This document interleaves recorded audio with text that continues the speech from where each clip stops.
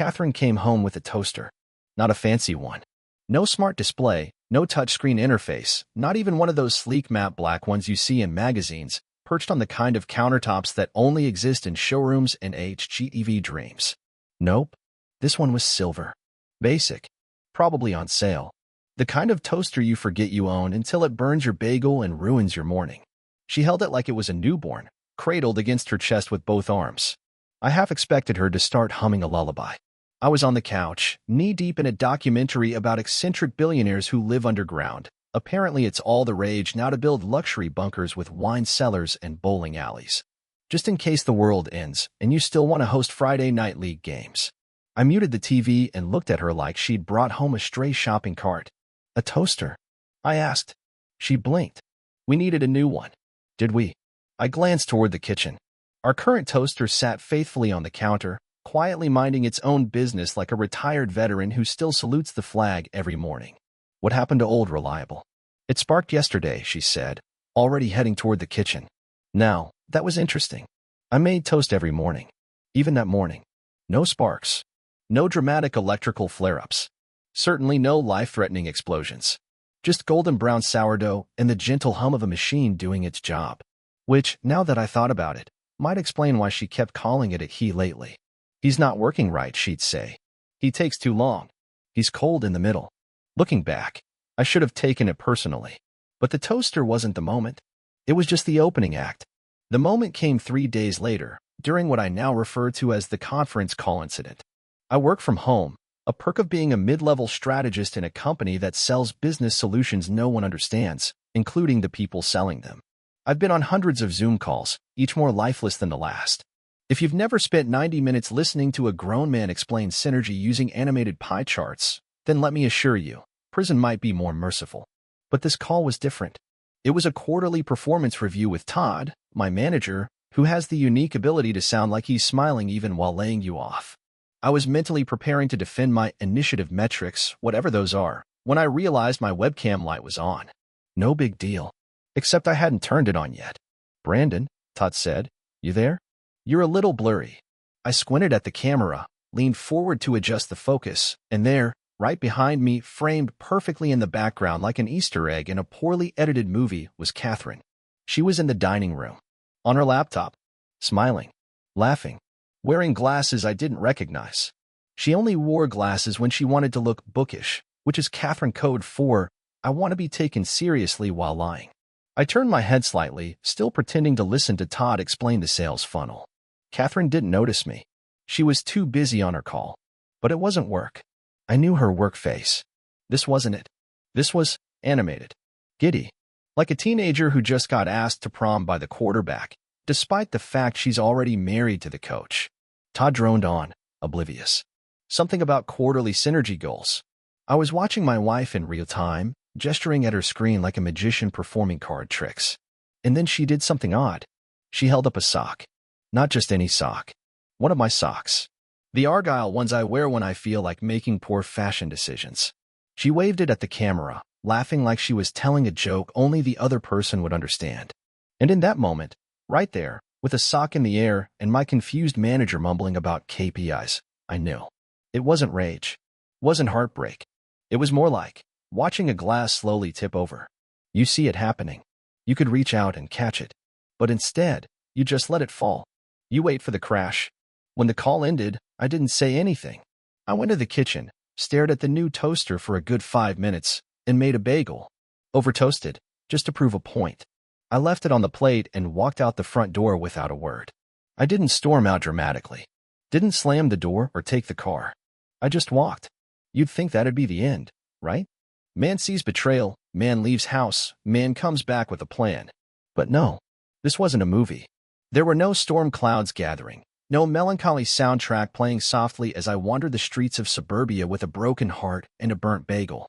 I went to the hardware store, bought a lock. Nothing fancy, just one of those combination padlocks you put on gym lockers or mysterious chests in your uncle's basement. I came home, walked to the hall closet, and locked it. Catherine watched me from the couch, half smiling like she thought this was some new hobby I was trying out. You good? She asked. Just organizing things, I said. Locking up the important stuff. She nodded, like that made sense. For the next week, I acted normal. Too normal. Like a sitcom character who knows he's being watched by an audience and wants to throw them off the scent.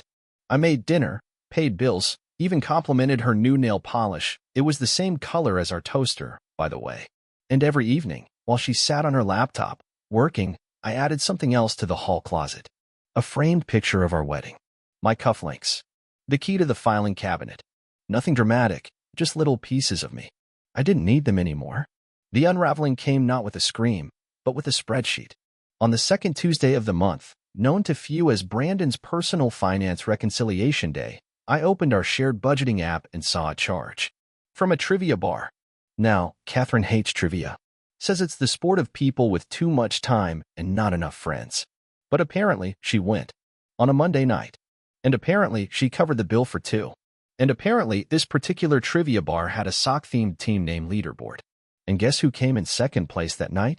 Team Argyle. That was the moment I laughed. Actually laughed. Not bitterly. Not sarcastically. It was one of those laughs that come out of you before your brain catches up, like your heart just found something funny in the middle of a funeral.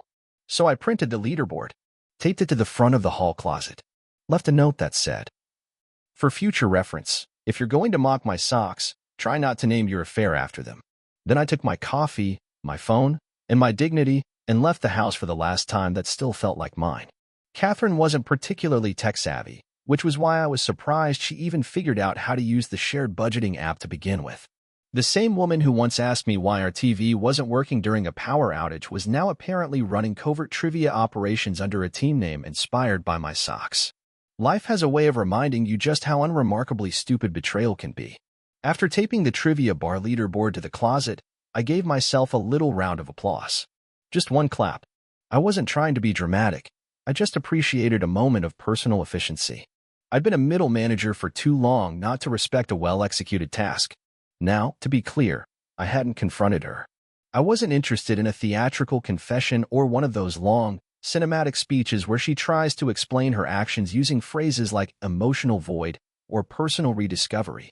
I just wanted to observe her squirm in the subtle, quiet way that people do when they know the jig is up, but they're still pretending they're just bad at juggling. That night, Catherine asked me if we needed anything from the store. I told her we were out of paper clips. She paused. "That's it. That's the only thing I trust you to buy right now." She didn't ask what I meant. She had started skipping that step. Lately, when I dropped little breadcrumbs of sarcasm or passive-aggressive commentary, she just absorbed them like a dish rag and carried on. It was almost impressive, the way she could hear a direct insult, nod politely, and then ask if I wanted anything from aisle 7. The following Tuesday, I scheduled a meeting with her. This is how you know your marriage is in a particularly corporate phase, when you invite your wife to the kitchen table using the same language you use for a quarterly performance review. "I put a calendar event on your phone," I said. She didn't even ask why. She just said, "Do I need to bring anything?" "Bring whatever sense of accountability you have left." She showed up on time, which was honestly more than I expected.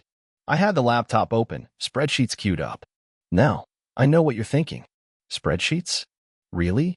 But if you've never caught someone cheating using color-coded financial statements and a cross-reference of mileage logs, then you haven't lived. "Is this about the Roth IRA again?" she asked, sliding into the chair like she was clocking in for another long shift of pretending she cared. "No, Katie," I said. "It's about Team Argyle." That was the first real crack. The left eyebrow twitched. The corner of her mouth tightened, like a micro-expression out of a detective show. She opened her mouth, then closed it, then tried again. "Excuse me." "Team Argyle," I repeated, spinning the laptop toward her like I was presenting quarterly losses. "Monday night trivia at Grant's Taproom. $42 tab. Paid by you.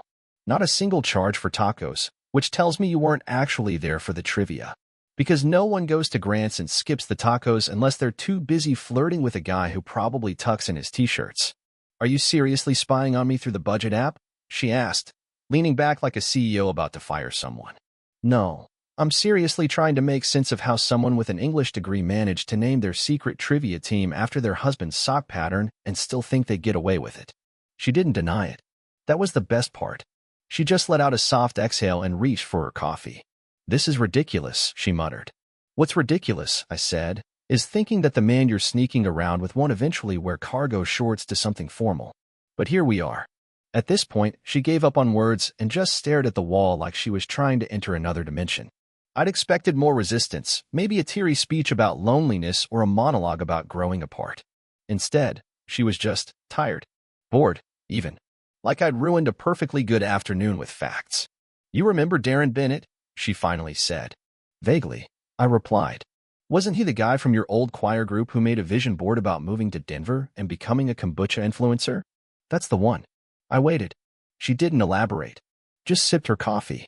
"No offense," I said, "but I don't care if you're having a midlife emotional affair with a guy who alphabetizes his condiments. I just want to know why you thought trivia night was the way to go. Of all the places." She blinked. "He likes trivia." "I bet he does," I nodded. "He also probably owns several vests and says things like, 'fun fact,' before telling you what your Monopoly was invented." "You're not really upset," she said. And that was when I realized we'd crossed a very special line. She didn't say it with defiance. She said it with a kind of smug curiosity. The kind people get when they think you've played all your cards and they're waiting for the meltdown. "I'm not upset," I said. "I'm insulted. You chose a man who thinks game night is a lifestyle and socks are a conversation starter. You didn't cheat because you were lost. You cheated because your boredom finally met someone who didn't find it boring." She looked away, her fingers tracing the rim of her mug. "Do you even like him?" I asked. She hesitated. "He listens." "That's because he doesn't know you yet," I said. "Give him 6 months. You'll be back here asking where we keep the tax folders." I stood up and grabbed the folder I'd already prepared, labeled Closure Packet. Inside, a list of passwords, account transfers, and a note that read, "You can have the toaster. He's your type anyway." I didn't pack a bag. I didn't slam a door. I just walked out, got into my car, and drove exactly 1.4 miles to my friend Troy's place, where I had already moved a toothbrush and 3 button-down shirts a week earlier. Troy didn't ask any questions. He just handed me a beer and turned on a rerun of a show we both pretended we hated but secretly enjoyed. Later that night, Catherine texted me. Just one message. "So that's it?" I didn't reply. Because yeah, that was it. Troy's living room looked exactly like you'd expect for a man who once considered turning his garage into a podcast studio, but settled for buying 2 microphones and forgetting why. He had a futon, a stack of flattened Amazon boxes leaning against the wall like modern art, and an entertainment center that had definitely survived more than one failed relationship. When I moved and technically crashed for a bit, since neither of us liked the formality of the word move, he handed me a spare key, a towel with a pineapple pattern on it, and a spot in the fridge next to 6 craft beers and a jar of pickles he claimed were for emergencies. I didn't ask. That week, Catherine sent 3 texts. One was the vague, "Can we talk?" followed by, "Just wondering if you're okay," and finally, the classic, "You left your electric toothbrush charger." She clearly expected me to crack by day 4. I didn't. Instead, I made a PowerPoint. You'd be amazed what a person will do when they're avoiding feeling anything. Some people go for a run. Some people learn the ukulele. I opened Microsoft Office and made a presentation titled, "Why We Are Not Getting Back Together." I wasn't planning to actually show it to her. It was more for me. Like building a case in a courtroom where the judge is me, the jury is also me, and the prosecution is my rapidly deteriorating patience. Slide 1. Welcome to the end. Slide 2. Agenda, review, reality, regret, hers, relief, mine. Slide 3. Team Argyle, a timeline of mildly impressive deception. Troy walked in while I was formatting a pie chart titled "Percentage of My Mental Energy Wasted on Catherine's Emotional Support Yoga Teacher." He stared at the screen. "Please tell me you're pitching this to Shark Tank." "No," I said. "This is just so I don't forget what I've learned." Troy nodded slowly. "Do you want a 4th beer?" "No, but bring it anyway." After the 5th day of glorious silence, Catherine escalated. She didn't show up with tears or accusations. She sent an email with bullet points. Apparently, this was her attempt at a structured reconciliation offer. It included phrases like moving forward collaboratively, emotional resets, and cohabitation reboot. I forwarded it to Troy, who replied with, "This reads like the user agreement for a faulty printer." I didn't answer her email either. Then came the knock. Saturday morning. Bright and judgmental. Troy was still asleep on the futon, having passed out mid-podcast rant. I opened the door, and there she was, Catherine, holding a manila folder. "I brought documentation," she said, as if this were a tax audit. I didn't invite her in. She didn't wait for permission. Inside, she glanced around like she was assessing whether I'd regressed into complete emotional disarray. Unfortunately for her, I hadn't. I was in the exact same condition she left me in, suspiciously calm, lightly caffeinated, and now very interested in why she looked like she was about to pitch me an insurance product. "I assume you've been ignoring me on purpose," she said, setting the folder down on the coffee table. "No," I replied. "I've been ignoring you as a hobby. It helps with my mental posture." She didn't laugh. "That was expected. I just think you're blowing things out of proportion," she continued.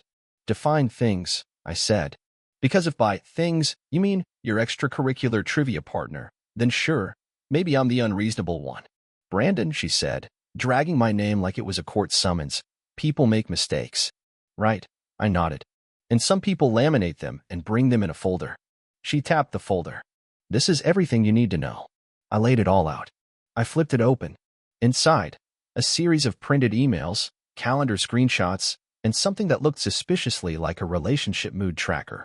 There were graphs. She had color-coded her guilt.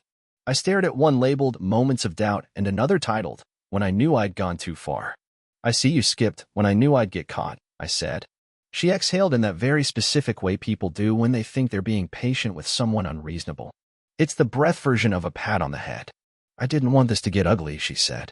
"Then you shouldn't have invited a guy with gelled hair and quiz night loyalty points into our house via your browser history." Her eyes narrowed, but she didn't deny it. Honestly, at this point, denial would have been almost polite. "I came here because I want closure," she said. "And I think we need to say what we feel." "That's the thing, Catherine," I said. "I don't feel anything worth saying. What I feel is that I spent 5 years in a group project where one team member kept outsourcing her responsibilities to someone who still uses phrases like bro time.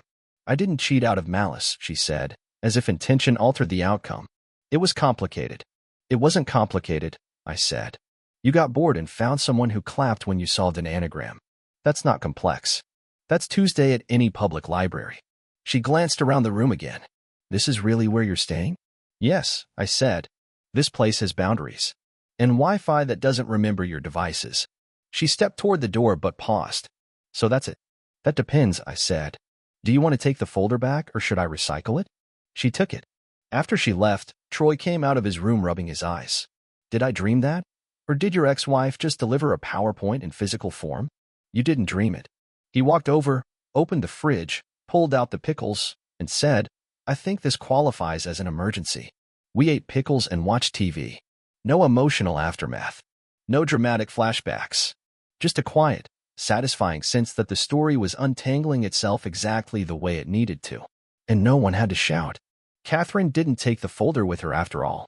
She left it in the mailbox. Not even inside it. Just wedged into the slot like a flyer for a discount tile company. It was slightly bent when I pulled it out the next morning. I stood there, in Troy's driveway, holding a folder of printed lies and bad formatting like I was about to conduct a very niche town hall meeting. Troy watched me from the porch. "You gonna read it again?" "Not unless it's changed since yesterday." "Think she edited it overnight?" "If there's a revised appendix titled, 'Oops,' I might skim it." I tossed the folder in the passenger seat of my car. I wasn't ready to throw it away. Not because it meant something, but because it might someday serve as a prop in a presentation I give to myself in my garage. Or a cautionary tale for some younger guy who thinks matching Spotify playlists is a sign of compatibility. Around noon, I got an email. Not from Catherine. It was from a guy named Patrick, with a subject line that read, "We may need to compare notes." Now, I'm no genius, but when a man you don't know opens communication with that line, he's not reaching out about fantasy football. I clicked. Patrick introduced himself as the boyfriend, now ex, of one Dana Reeves. This name meant nothing to me until I got to the 5th sentence where he casually dropped that Dana had been dating Darren. Yes, that Darren. The trivia enthusiast. The human anagram. The man who thought paper clips made excellent bookmarks. Patrick and I arranged a call. He didn't suggest coffee or meeting in person, which I appreciated. This wasn't a buddy film. I just wanted the information. He was direct, to the point, and surprisingly calm for someone whose romantic life had been involuntarily merged with mine via Darren's low-budget charisma. Turns out, Darren had been conducting a small, highly unrequested social experiment involving multiple women across 2 zip codes. Patrick found out when Dana's tablet synced with his phone and started pinging calendar invites for something called Tuesday DQ Night.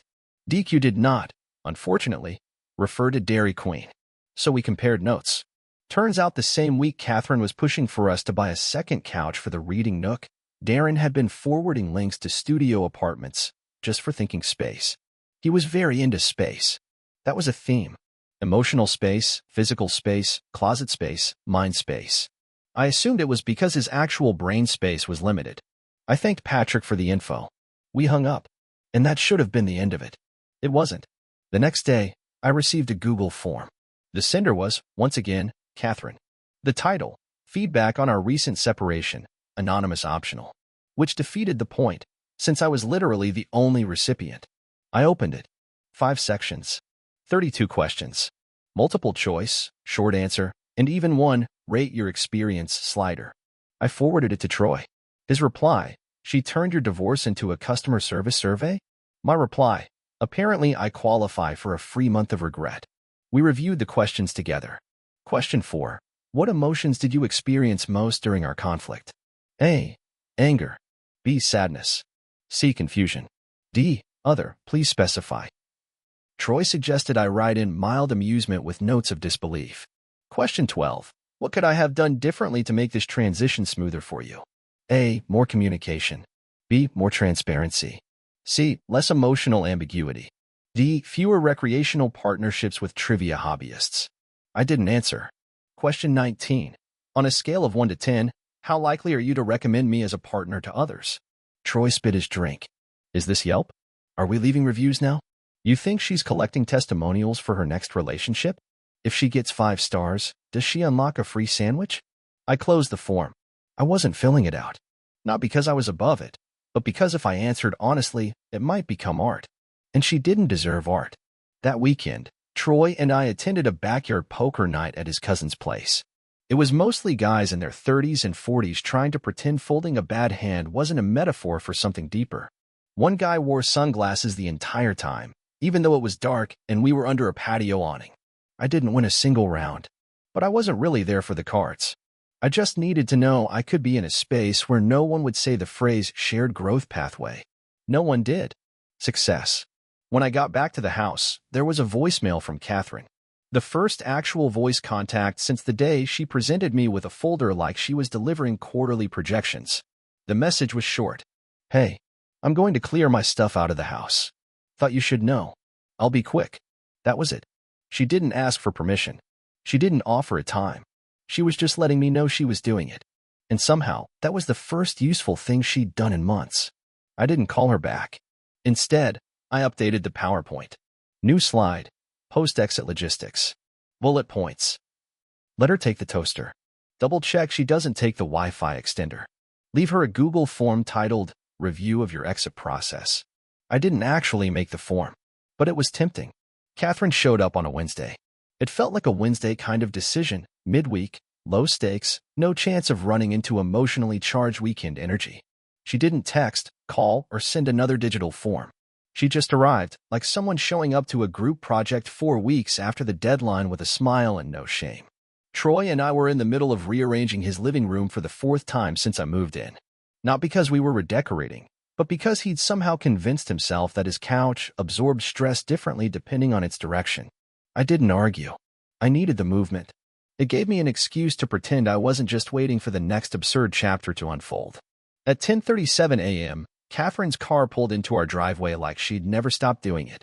She stepped out wearing sunglasses that covered half her face and an outfit that looked like she was either attending a tech startup pitch or pretending she wasn't in the middle of personal collapse. Troy stood at the window. We locking the door or grabbing popcorn? Neither. Let's just keep moving furniture and pretend we're filming a documentary about denial. She knocked. Not the can I come in knock. It was the kind you do when you're trying to signal that this is just a formality. She assumed she still had access to the narrative. That's what made it funnier. I opened the door and stepped aside without saying anything. She didn't look at me. Just walked in, scanned the room, and said, I'll be quick.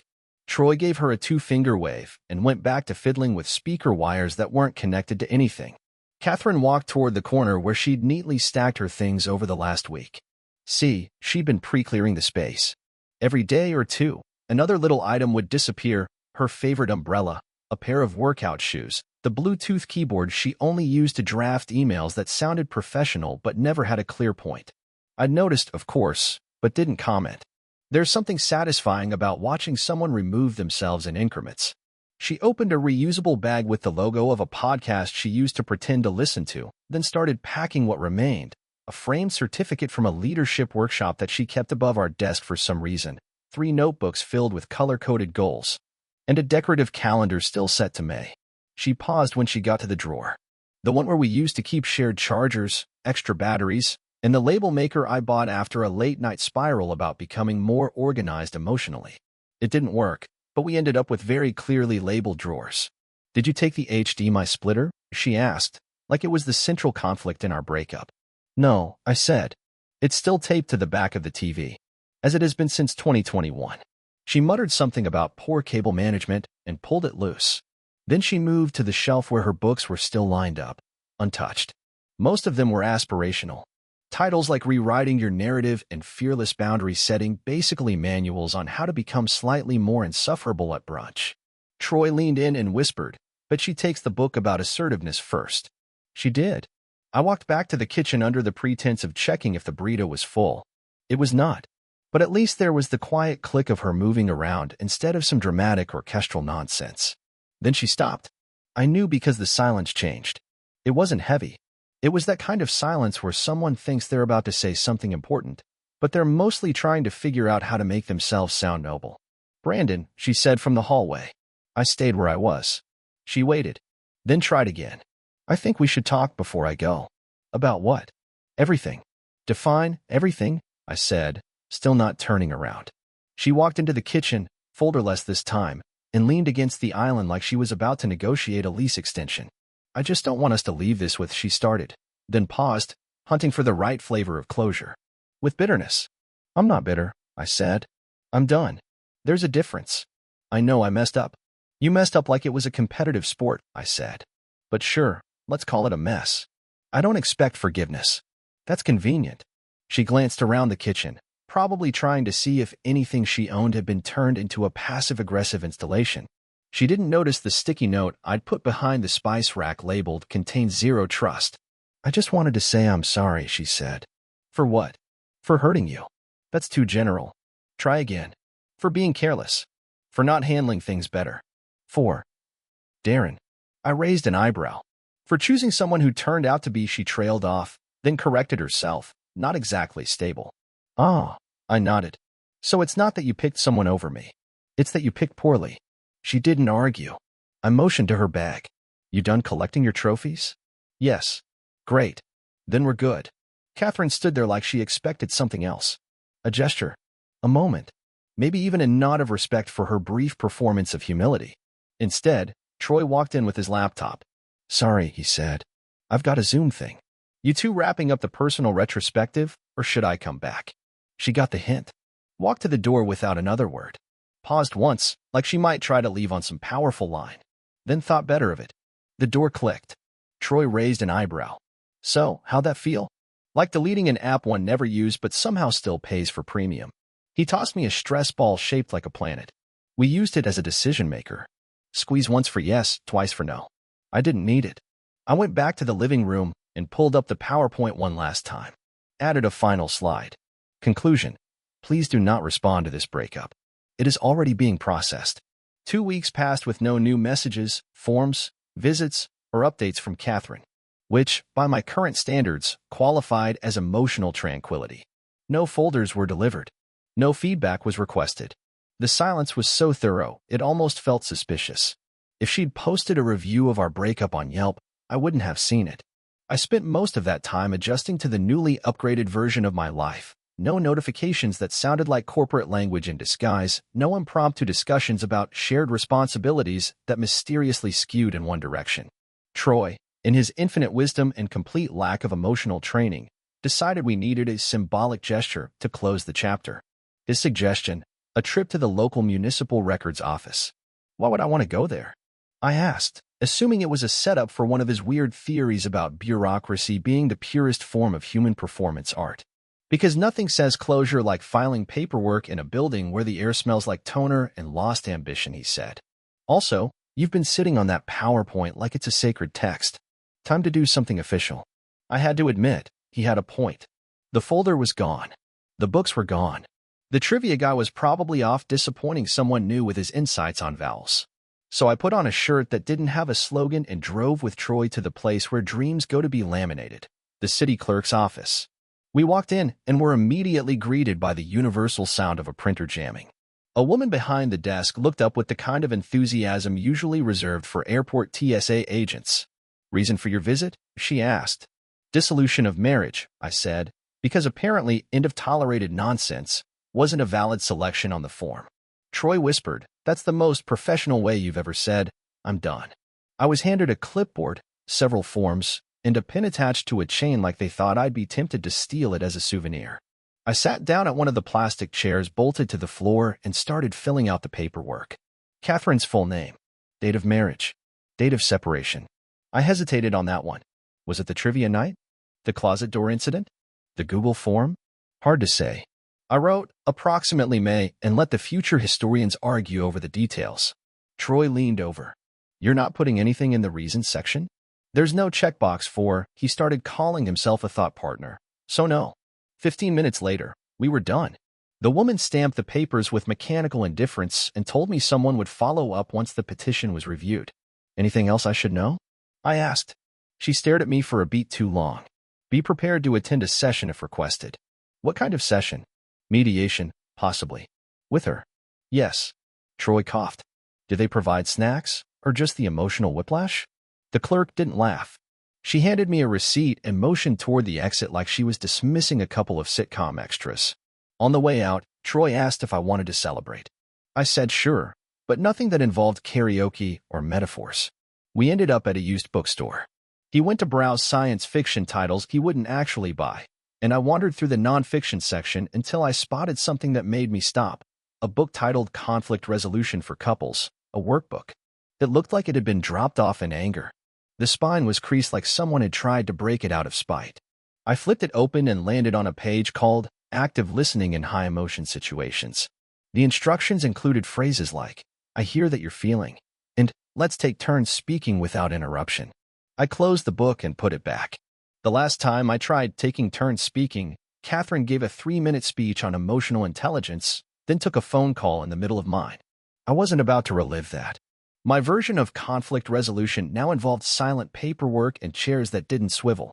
Back at the house, Troy asked if I felt lighter. Lighter? I repeated. I just filed papers that cost more than our entire living room furniture combined. But you're free. From the relationship, yes. From the paperwork? Not quite. He tossed me a tennis ball we kept around for stress management. The kind of thing you squeeze when you want to seem like you're working through things instead of waiting for an email from a mediator. The next day, I got one. Subject line, mediation scheduled, City of Farage. The body of the email listed a date, time, and address, an office building that sounded like it should have been a dentist's office. No notes on who would be mediating. No attachments. Just an invitation to a conversation I had no interest in. Troy read it over my shoulder. "You gonna go?" "Probably. Even though you know exactly how it's gonna go?" "Of course," I said. "I'm not attending because I need it. I'm attending because I want her to see how little I need it." He nodded. "That's either healthy or deeply petty. I'm not sure there's a difference anymore." The day of the mediation, I wore a button-up shirt with no logos and brought a notebook labeled Observations. The room was bland. Beige walls, fake plants, a round table in the center that clearly wanted to be the site of closure but had probably seen nothing but silent nodding and barely concealed eye rolls. Catherine was already there. She had a different haircut. That was her thing, changing hair when she needed to signal emotional growth. It never worked. Her expression stayed the same. We didn't speak before the mediator entered.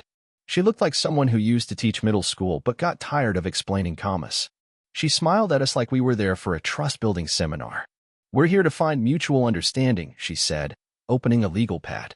I didn't bother correcting her. I just opened my own notebook and wrote, "Understanding is overrated." Catherine went first. Talked about breakdowns in communication, unmet expectations, evolving needs. She used the word misalignment 3 times. When it was my turn, I said one thing. "I just want it finalized." The mediator blinked. "Nothing else?" "Nope." Catherine looked like she wanted to say something, But the mediator stepped in with a list of next steps, and we all nodded like we were agreeing on a lunch order. 20 minutes later, we were done. I left with nothing but my notebook and a quiet satisfaction that I hadn't once used the word journey. As I walked back to my car, I didn't feel triumphant. I didn't feel crushed. I felt efficient. And that was enough. Thanks for watching. Rate the story in the comments. Subscribe to the channel